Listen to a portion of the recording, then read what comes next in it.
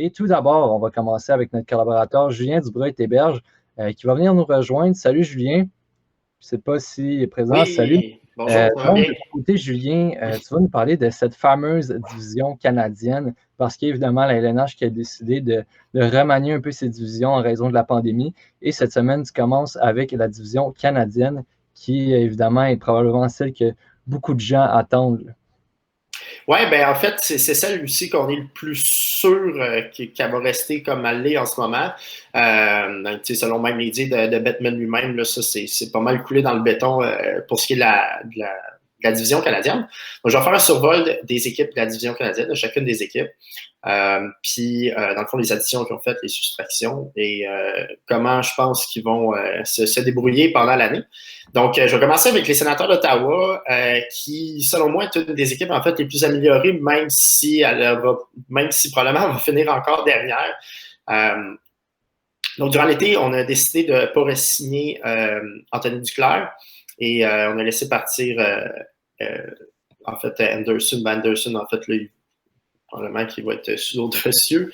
Donc, on a fait l'ajout, en fait, de Evgeny Dadonov, de Matt Murray dans les buts. Alex Galchenyuk aussi, qui est un pari, mais une équipe comme les Sénateurs, justement, ils n'ont rien à perdre, surtout au prix qu'ils l'ont payé. On a Goodbranson aussi à la défensive. Puis on a ajouté aussi Austin Watson, donc l'ailier robuste. Et finalement, ben, c'est sûr que via le repêchage, je suis allé chercher Tim Studzla qui probablement va faire le club. Donc, tu sais, déjà en partant, c'est quand même des grosses améliorations. Faut pas oublier aussi qu'ils ont une banque de jeunes vraiment incroyable.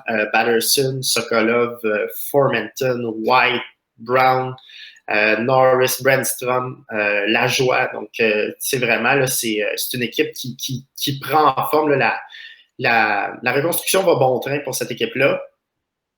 Donc, évidemment, dans mon classement, je l'ai mis 7e. Donc, dans les équipes canadiennes, là, je ne pense pas qu'ils vont réussir à compétir avec les autres équipes. D'ailleurs, je peux dire d'entrée de jeu que la division canadienne, selon moi, elle va être la meilleure des 4 divisions de la Ligue nationale. Wow. Je vais poursuivre aussi avec. Ouais, non, ben en fait, c'est ça. Là, de ce que j'ai vu, moi, les aperçus des divisions, là, clairement, la division canadienne va être disons, je pense que c'est celle qui a le plus de profondeur dans les bonnes équipes. À part Ottawa. Donc, j'arrive avec celle que je crois qui va finir 6e. Il y en a peut-être qui vont être surpris, mais j'ai mis les Jets de Winnipeg. OK, quand même. Les Jets de Winnipeg, malheureusement, pendant l'été, ils n'ont pas réussi à beaucoup s'améliorer. Ils ont des gros problèmes, entre autres, à la défensive. Ils ont quelques problèmes aussi à leur profondeur au centre. Brian Little est blessé. Peut-être même que sa carrière est en jeu. On a ajouté Stachny. Bon, Stachny, c'est plus le Stachny de l'époque. Moi, je pense qu'il va être capable de faire peut-être 40 points. Il va sûrement jouer sur un 2-3e trio. Il a beaucoup ralenti. On n'est pas allé chercher d'autres profondeurs au centre. À la défensive, c'est encore un point faible de Winnipeg. On n'a pas réussi vraiment à aller chercher des... Moi, je pense que leur top 4 n'est pas complet. Puis dans les jeunes, quand même, bon, tu sais, c'est sûr qu'on a Vesalainen, que ça tarde un peu son développement. On a Heinola, qui est encore très jeune, le défenseur Villé. Lui, c'est ça. Il va peut-être faire le club cette année, on ne le sait pas encore. Donc ça, c'en est un défenseur. Puis on a Nico aussi, qui est probablement un 6-5e défenseur là, à long terme. Donc, c'est pas non plus un top 4. Ils ont Cole Perfetti, par exemple. Je pense pas qu'il va faire le club cette année, mais je pense que peut-être l'année prochaine, donc dans un an, il va peut-être pouvoir faire le club. C'est sûr que ça va donner un coup de pouce à la tête. Donc, Winnipeg, pour ces raisons-là, je les mets 6e. Donc, c'est ça. Ils ont encore les mêmes problèmes que l'année précédente. Puis les autres équipes, ils ont réglé plusieurs problèmes. Donc, c'est pour ça que je les mettais en 6e position. Cela dit, Ottawa, oui, va être beaucoup en arrière. À partir de la 6e position jusqu'à la première, là, c'est très, très, très rapproché.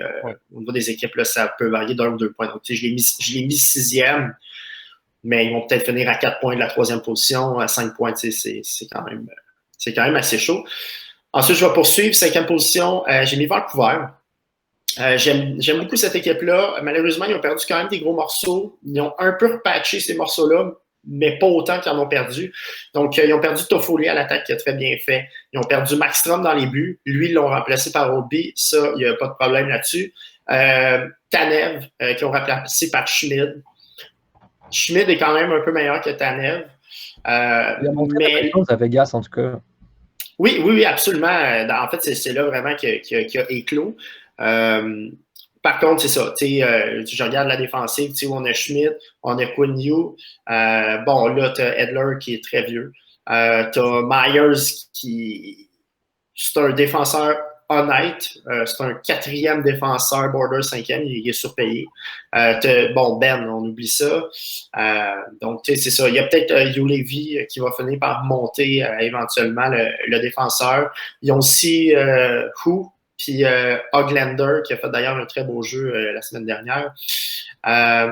Donc, c'est ça. Fait ils ont quelques espoirs, mais je pense qu'ils ont perdu. En fait, le gros morceau qu'ils ont perdu dans l'attaque, c'est Toffoli. Puis ils n'ont pas nécessairement d'autres joueurs pour remplacer ce qu'ils ont perdu à l'attaque. Donc, il faudrait vraiment que les joueurs performent beaucoup et même encore plus pour avoir un résultat similaire à cette année. Donc, c'est pour ça que je les ai mis 5e. Je vais poursuivre avec la 4e position, Edmonton. Donc, Edmonton, ils ont fait énormément d'ajouts. Kyle Torres, Brody à la. Le petit défenseur, Tyson Barrie, exactement. À la défensive, ils sont allés chercher aussi Dominic Cahoon, puis Puyujarvi, qui est une addition, en fait. Même si les droits étaient encore à eux, il n'a pas joué l'année passée, mais cette année, il va jouer. Donc, c'est quand même des joueurs clés à des positions clés.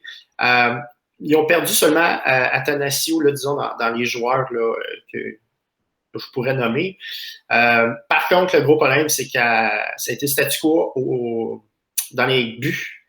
Et ça, ça malheureusement, ça a été un peu décevant. C'était une des positions qui devait améliorer. Je suis sûr qu'ils ont essayé, mais malheureusement, ça n'a pas donné de résultat. Donc, je les ai mis 4e quand même parce qu'ils ont quand même une attaque dévastatrice. Selon moi, la meilleure attaque de la... Donc, dans la division.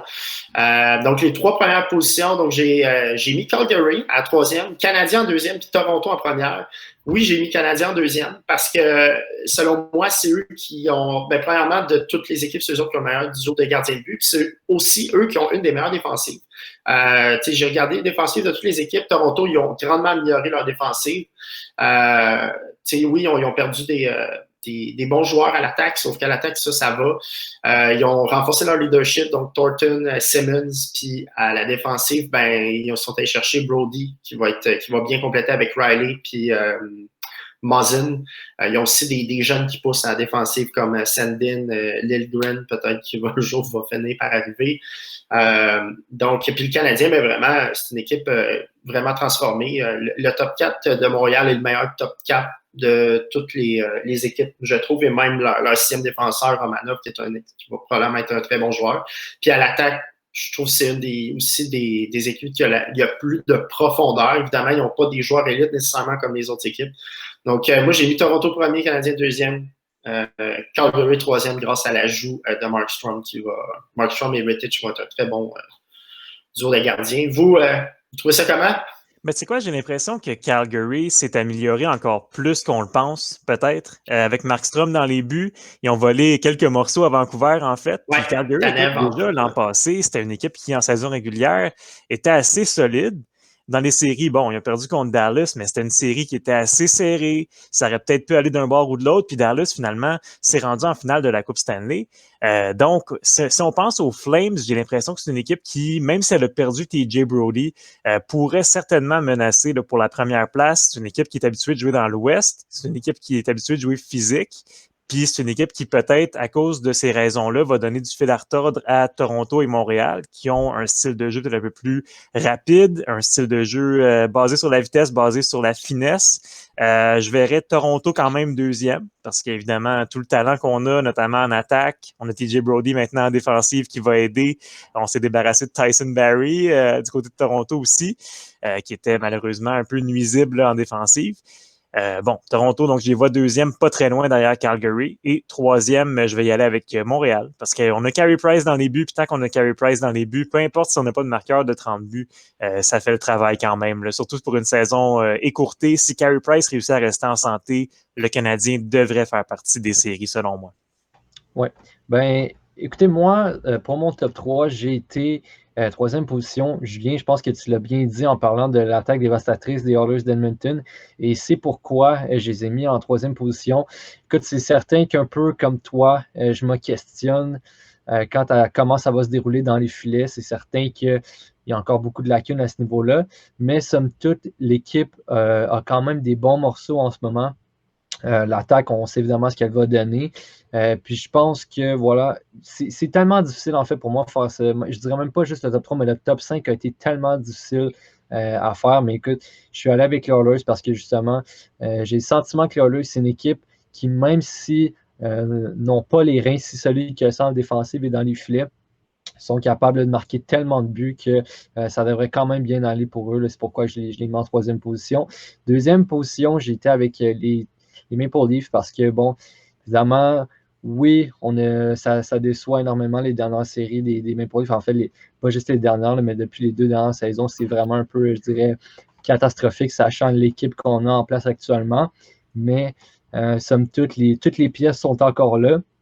Puis, je ne verrais pas pourquoi, du moins en saison régulière, sont toujours quand même excellents. Ouais. Donc, je ne verrais pas pourquoi on aurait changement de ce côté-là. Tous les pions sont là, comme j'ai dit. Puis, l'attaque, la défensive, puis les filets avec Anderson, c'est très bien géré. Donc, moi, je ne les verrais pas plus bas que deuxième, ou du moins du top 3. Puis, première position, je crois que c'est là que ça va surprendre. Mais le Canadien de Montréal est loin, tu l'as dit, avec Carey Price en santé. Surtout que là, on a un excellent tandem de gardiens de but. Je crois qu'on a réglé beaucoup de problèmes aussi en défensive.